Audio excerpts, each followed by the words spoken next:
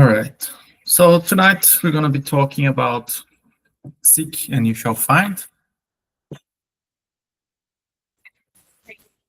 Very important part of the studies, where half of the prayer that Colleen did, it's pertinent to it. So let's get into this.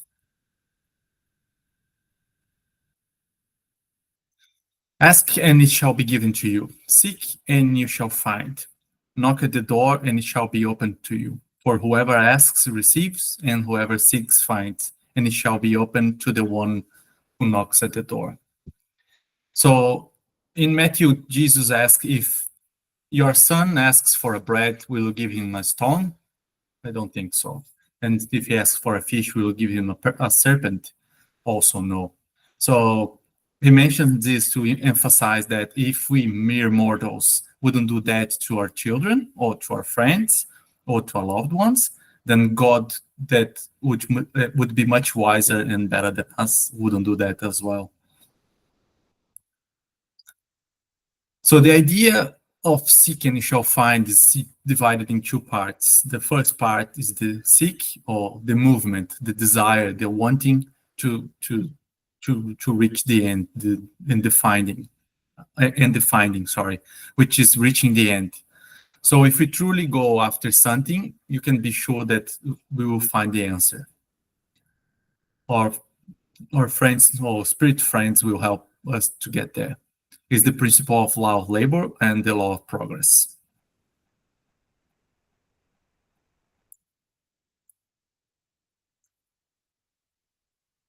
During humankind's infancy, humans applied their intelligence only to the search for nourishment, the means to shelter themselves from the inclemency of the weather, and to defending themselves against their enemies.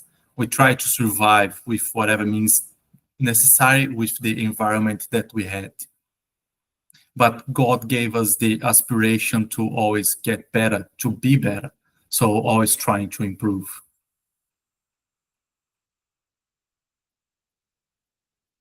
And through our research and our intelligence, it expanded and our morals became more purified. The needs of the body are followed by the needs of the spirit. After physical nourishment, humans need spiritual nourishment. And it is thus that humans pass from the primitive to the civilized state. As we say, first we develop the intellect, and then after we develop the morals. So the morals always follow the intellect. If God had exempted humans from bodily labor, their limbs would have atrophied. If God had exempted them from intellectual labor, their spirits would have remained in infancy, in the state of animal instinct. We know that if we don't move, if we don't exercise both mentally and physically, we start to lose the power that we already had. So we always have to seek something, to be after something.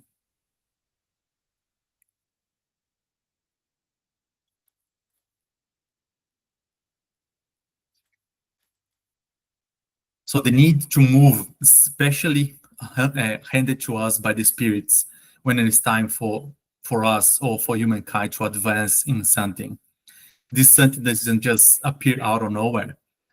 So there is a lot of work involved in it, a lot of sweat that will make those things come to fruition. So we have to work hard to get things done.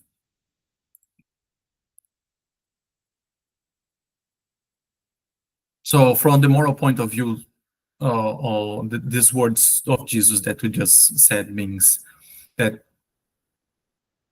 ask that the light may enlighten your life, your way, and it will be given to you. Ask for the strength to resist evil, and you will have it. Ask for the assistance of the good spirits, and they will come to accompany you, and they will serve as your guides. Ask for good counsel, and it will never be refused to you. And more importantly, knock at our door, and it will be open to you. But ask sincerely, with faith, fervor, and trust. Present yourself with humility. So we always have to remember that we just can't just knock the door and leave or just run away. We have to be there, be present, and sincerely go after what we want.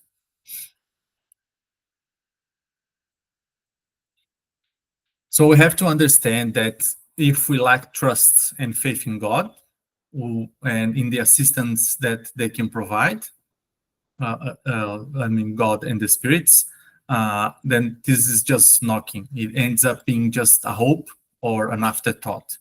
And in the end, we just ended up wanting our spiritual friends to just read our minds and do them everything themselves.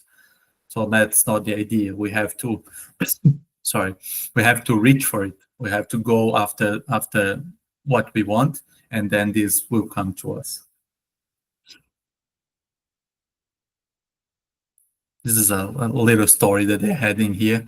So the lack of trust in the Almighty God is reflected in the story of a 9-year-old boy returning from his Hebrew school and who tells his mother about the day's lesson. Well, the rabbi told how God sent Moses behind the enemy lines to rescue the Israelites from the Egyptians. When they came to the Red Sea, Moses called for the engineers to build a pontoon bridge. After they had all crossed, they looked back and saw the Egyptian tanks coming for them. Quick as a flash, Moses radioed headquarters and his walkie-talkie to send in the bombers to destroy the bridge. And that's how the Israelites was saved. And his mother said to the boy, that was really what the rabbi told the story, how he said it. And he said, no, not exactly, but if I told you the way that the rabbi told that it was the truth, you will never believe it. So sometimes it's easier to believe in physical things than to believe that God is capable of doing incredible stuff.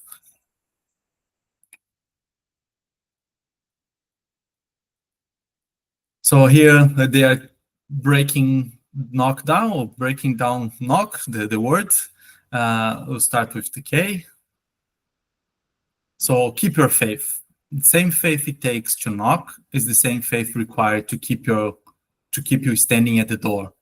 When most are ready to walk away because it's taking too long or because other things with immediate benefit are more easily accessible, what will you do?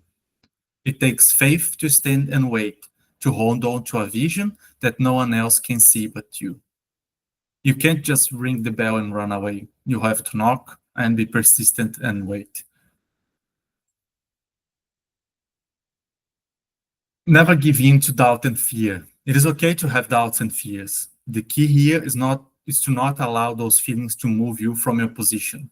This happens when you try to reason with doubts and fears, which are simply feelings, not truth.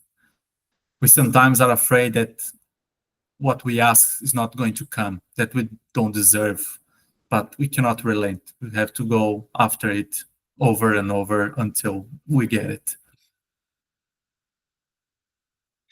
Out the ordinary. If you're looking for the door to be opened the ordinary way, or only the way you think it should happen, you may be missing your opening. Think of all the ways a door might open: revolving, sliding, spinning, or maybe there's just a small opening at the bottom and you have to shrink to fit in. Maybe losing the ego or the attitude will help you fit it. So you can't expect to receive everything the same way. Some of them are straightforward and others will come in ways that we least expect. And some of them will need us to transform ourselves before it opens to us. So we have always to be aware of our surroundings, aware of all the opportunities that comes in our way. Choose. We have so much power in our ability to choose. We can choose to stand in your ground, choose to be grateful, to pray every day, to be grateful for everything that we have, choose to forgive, to be genuinely happy for other people, and choose to do what's uncomfortable if you get you what's next or what you want. So we have to be ready to stand our ground and to choose to do the right thing. And keep your heart and mind guarded. So we have to be careful of what you allow in and who you allow to sow into you. If you are standing at a door waiting for it to open, you need your cheerleaders, your helpers, your friends, those who have been shoulder for you to stand on, and those who will patiently wait with you, passing the silent time with words of encouragement. So would you like people calling you away from the door you just knocked, saying, "Oh no, I have a better way, this way, like a shortcut"? It's not gonna get what you want, but it's easier. Or do you want and needs people surrounding you that will encourage, bring us water, food, and make the effort to go with us to get what we want? Any comments so far?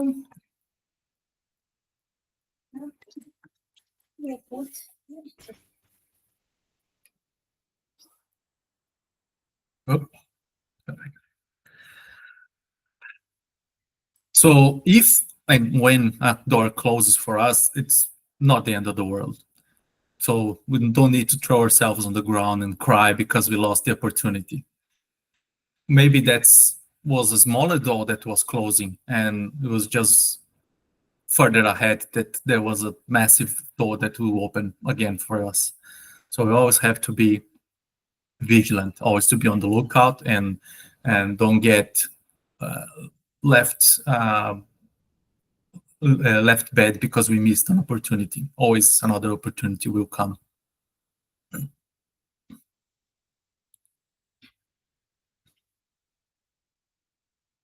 We cannot ask God, "I want to buy a house," for example, and then go and do nothing, sitting on the chairs and drinking water and waiting for the time to pass. Because you ask for it, that doesn't mean that it's going to be provided for you. You have to ask and you have to do the hard work to get there.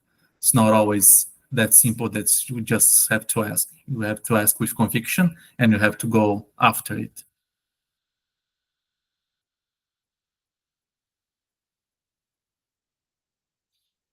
Sometimes the hard work and pain and suffering are a necessary, unwanted companion. So sometimes that is what we need to wake up and become a better person. And with this, I remember when I first left Brazil and went to New Zealand, I would say I had a very good life. I didn't know at the time, but yeah, I had almost everything that I wanted or that I needed. Um, uh, we can almost say that I was a bit spoiled. But yeah, when I went to New Zealand, we had to go through a lot of, I would say, pain and suffering, a lot of work, and as I'm sure everybody goes through, and that really transformed me for a better person. All that those things that we go through always mold us to be a better person. And that's what I think happened to me with me and I actually, and we became a better couple. Our relationship flourished because of all those difficulties that we've been through.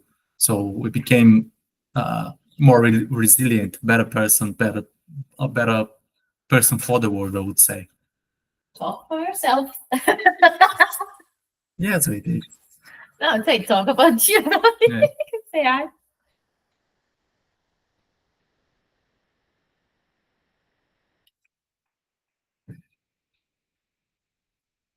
So a pearl only will shine when it is removed from the shell. It is an effort to get that pearl out of the shell, but it's an effort necessary to show all the pearl, the potential of the pearl. It's like Colin said on the beginning, we have to let our inner light shine. But sometimes that's a difficult process. We have to go through some hurdles to be able to really show the world our inner light.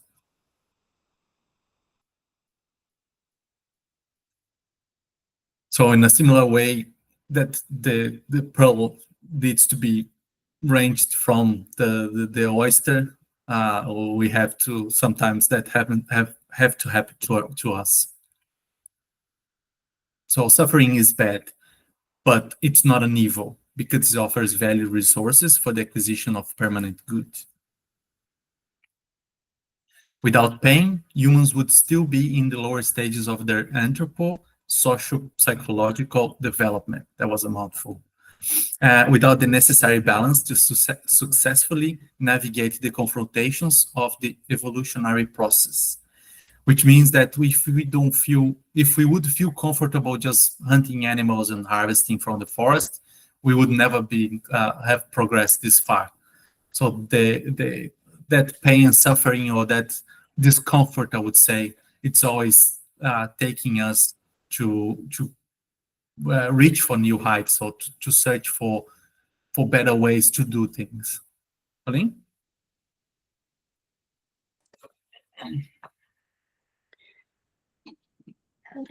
There is a tendency, I sense, that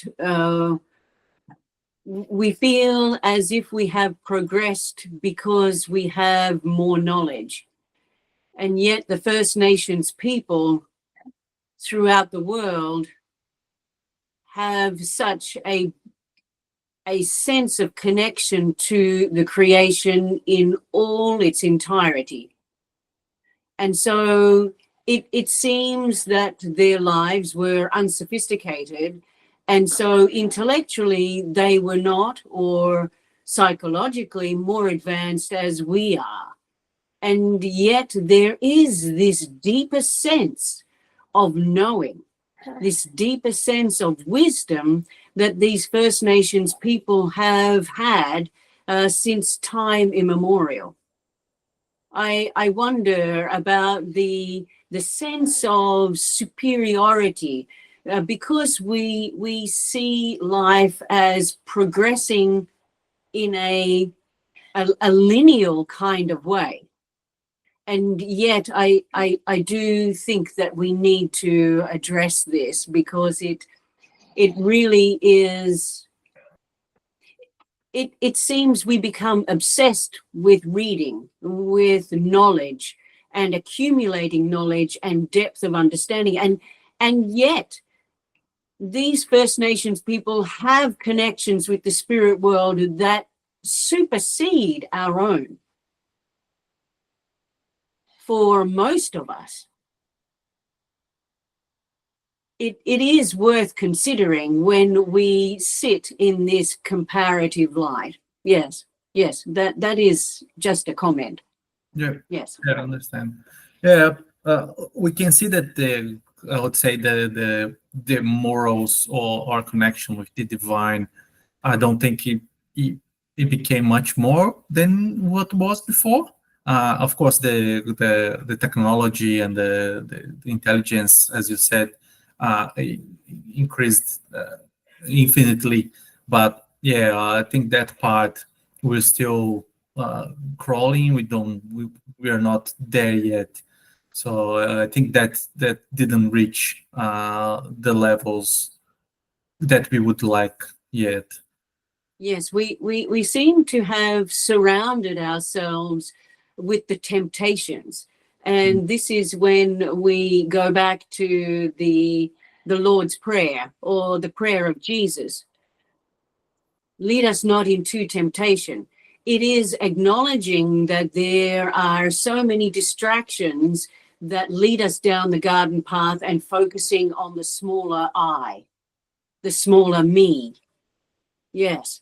Mhm. And it is extraordinary, because in a spiritual sense, when we sit with First Nations people, we recognize that there is not a preoccupation with the rubbish, the intensity of focusing on time, on how to do things quickly, so that we have more free time to not connect with our greater self, but we actually connect more in a selfish and more egocentric way, which is actually leading us away from the greater sense of connection to the creation.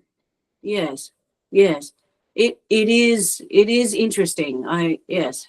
Yeah, I see that sometimes the technology that help you reach, like we can call our family in Brazil, but sometimes get us disconnected from other people around us. We see many times in gatherings, everybody on their phone or not in a way, and in the moment they're just passing time. Yes. So we can quickly focus on those that matter. Mm. We have made it our job to work out who matters most and then divide our energy in that way. Yes. Even when we look at motor cars, what does it do? It drives us quickly to the place that we need to get to, but we have passed by the life that uplifts us in our everyday. We pass quickly by the trees.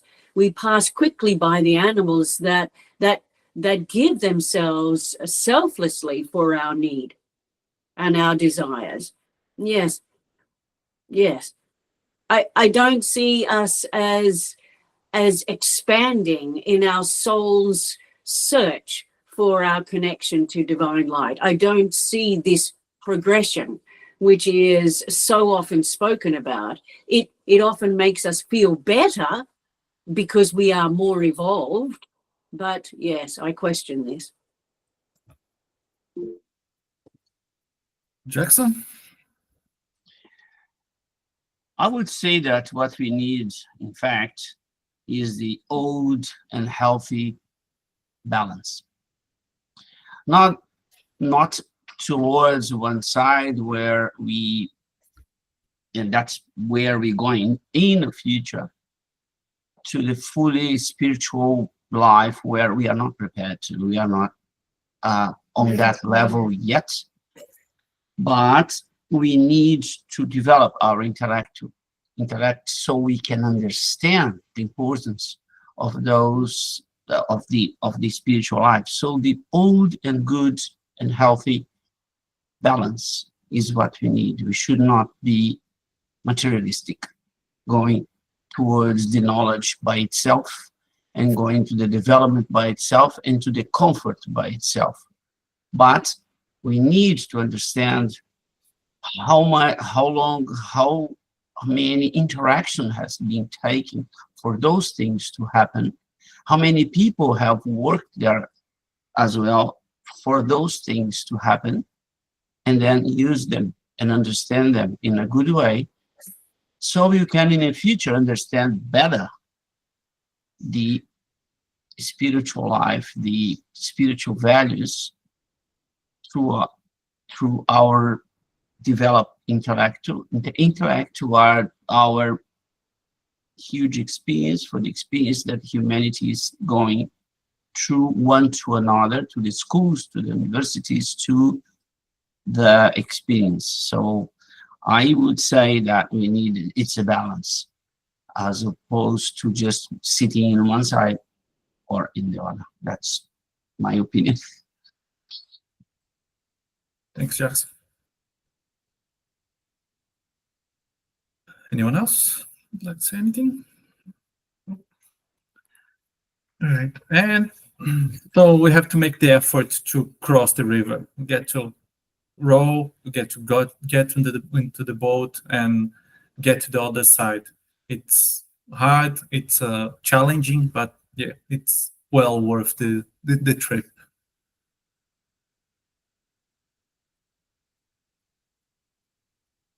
When Jesus said the kingdom of heaven is within us, he indicated the possibility that through inner enlightenment, the individuals have already entered it and experienced it.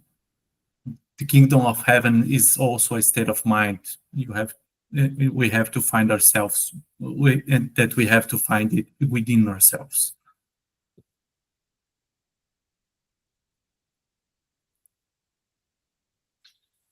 We cannot shy away from valuable things just because they take a lot of effort or are painful to get to. So Thomas Edison said that genius is 1% inspiration and 99% perspiration. Progress and achievements comes from work and not accidents. So he said he not failed. He just found 10,000 ways of that the thing doesn't work, the light doesn't work. So it's within the failures that to trying and to getting there that we reach our destinations. Same thing, I think Jordan always said that he tried and tried and tried, and he missed a lot of shots to get the ones that he got right. Always trying and learning. So we sometimes have a way of thinking and seeing the world that is not beneficial to us. Thoughts like, it's never going to work, or I'm not good enough, needs to be recycled and to be used to send us in the right direction. It didn't work yet, but I'm working on it. Or I'm awesome, but I'll need to keep pushing. This internal resistance is very hard to break, but we must be strong. We also need to be aware that some external influence might want us to fail or might want us to stay where we are, so that they can be with us and they don't need to progress as well. So I always have to be aware of this external and internal influence, because sometimes we ourselves make barriers so that we will not go forward.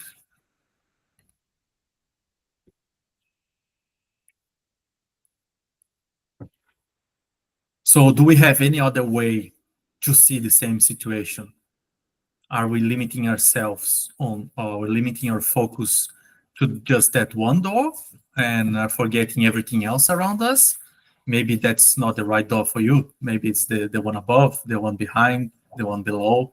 So if we find a door, doesn't mean that that's the one for us. We have to open ourselves to the universe, to the hints and all the clues all around us.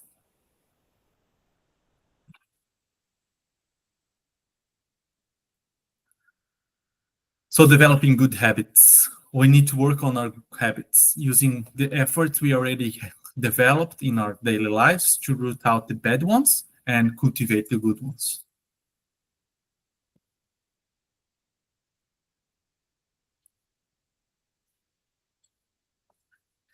And to efficiently cultivate these behaviors, we have to put things in its place, put priorities. First, instead of the endless pursuit for money and things, we need to pursue love, friendship, family. Those are the important things that always have to come first. That's what we were saying. The Jackson was saying it's a balance. It can't go just pursuing things or money or intellect. You have to get a balance of one and another.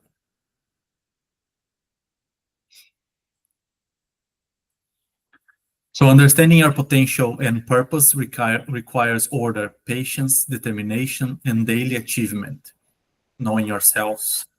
So facing challenges is really a matter of having faith in our own ability to be positive about life.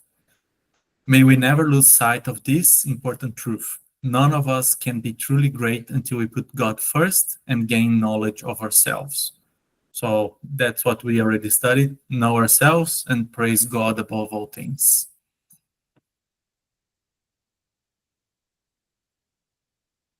So what lies behind you and what lies before you are tiny matters compared to what lies within you.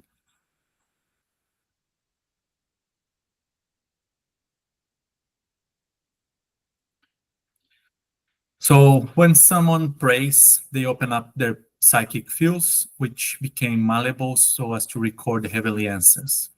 If human beings knew the transforming power of prayer, they would, whenever possible, seek to establish through prayer a connection with the higher realms, drawing via this exchange healthy energies to sustain their existential victories. To cultivate, therefore, uplifting thoughts, seeking to live in a manner consistent with the higher goals of life, it is the duty of everyone who longs for health, peace, and happiness. It's not by chance that prayers talked a lot in all the books that we read, and it's thought to be one of the best ways to connect with God. So prayer is the better, easiest, and probably the preferred way of start your knocking on the door, because by putting ourselves in prayer, we open ourselves to the universe. and to the people or the spirits around us, and can use that guidance to move our life forward.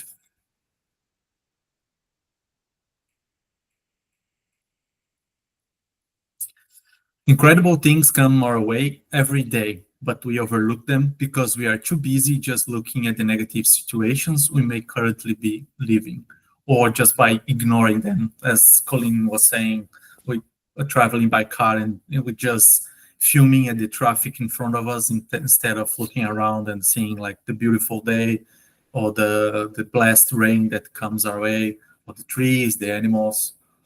So yeah, we have to be aware of our surroundings.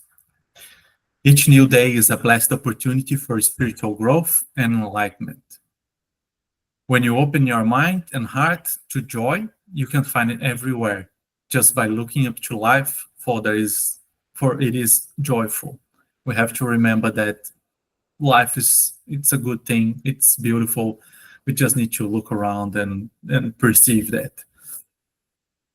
So we need to open our eyes, look further, look around, and be open to opportunities. And comments?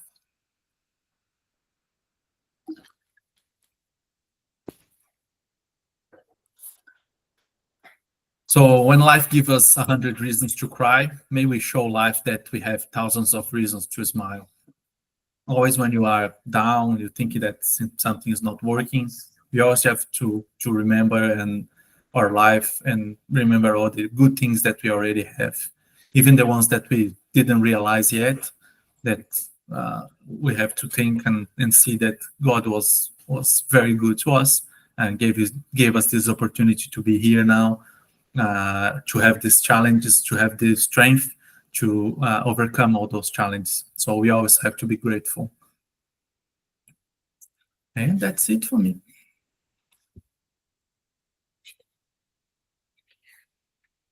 Any other comments, thoughts?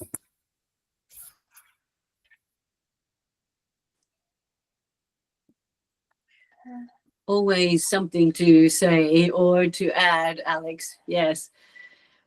It is a passage from Jesus' quotes that is often used against following the teachings of Jesus. Knock, and the door shall be opened unto you. Ask, and ye shall find. So many who are in a place of darkness knock and knock and knock. So many that are unwell with sicknesses that are deemed to be incurable. The message is so often spoken and explained that you need to be fervent in your heart. You need to be focused. You need to be pure of heart. You need to be this and that. And if not, then the answers or the healing or whatever it is will not be given to you. It is a tremendous, powerful message, this particular passage, to knock and someone will hear. We are not able to understand why there are those that are healed and those that are not, those that are saved from horrendous situations, and many more so who are not. And it justifies the bitterness, not the hatred, but the bitterness about the teachings that are extolled in Christianity. And I do sense that the passage itself is often misunderstood.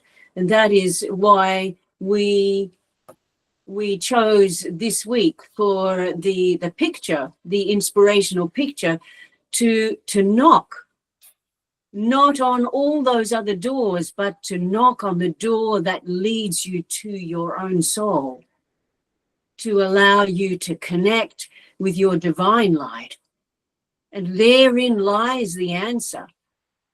Not the answers that will bring about, yes, great healing or the acquisition of a new house or the achievement of a particular award or, yes, whatever it is. But it is that we draw within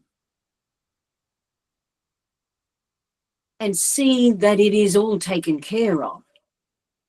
That we sit in peace and harmony with the divine light and trust.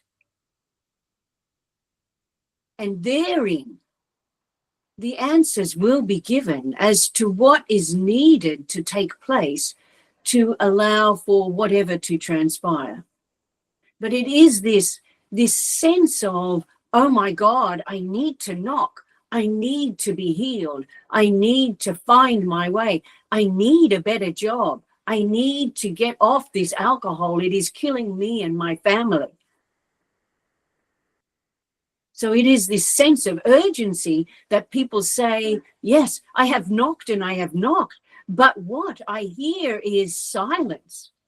And so many say, I have prayed and I have prayed, but all I hear is silence.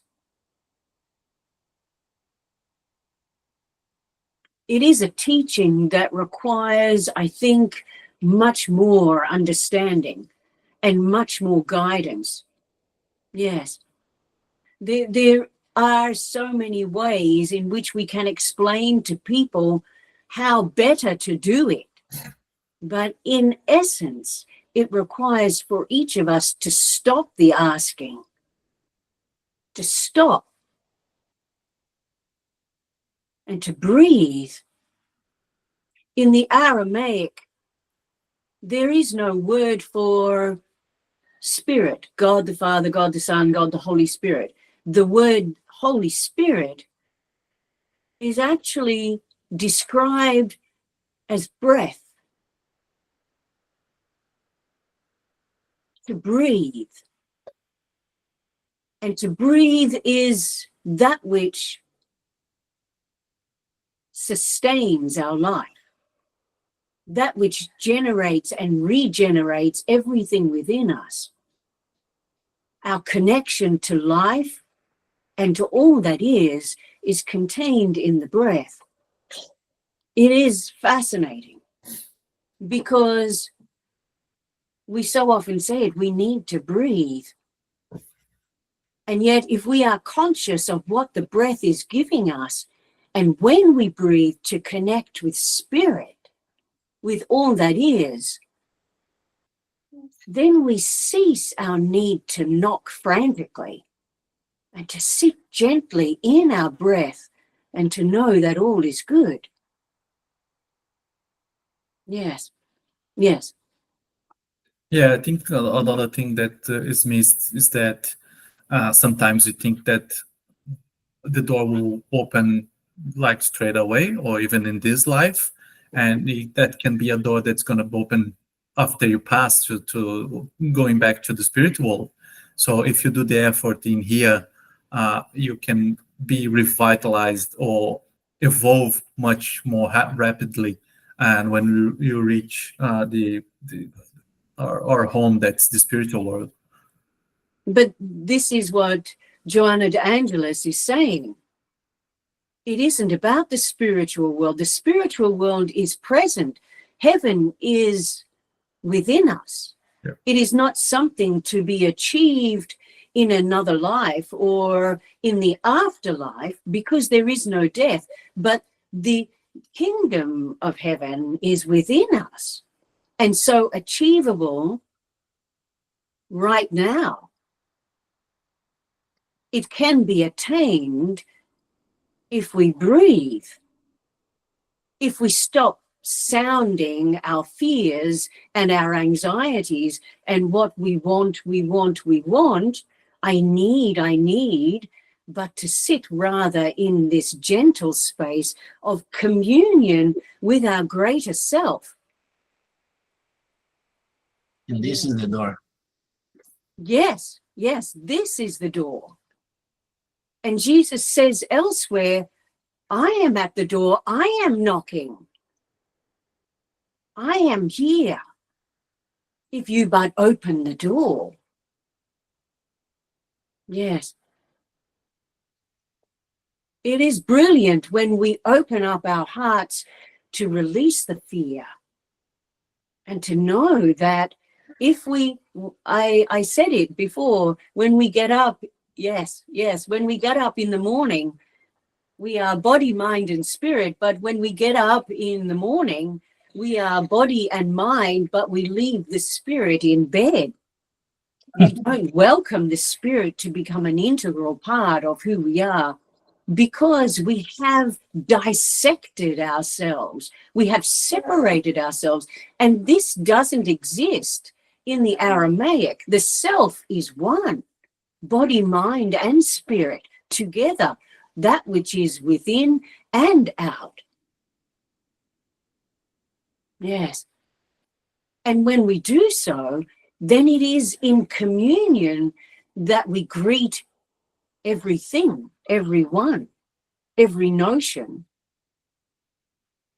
And we skip the need to regenerate lifetime after lifetime. Because what is important is right now. The kingdom of heaven is manifest through us and in us. This is the great joy that Jesus imparts. Yes.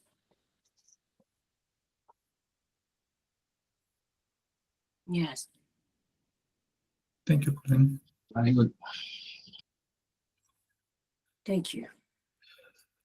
Anyone else would like to? Oh, I'm frozen. Everybody's frozen. Hi, go back.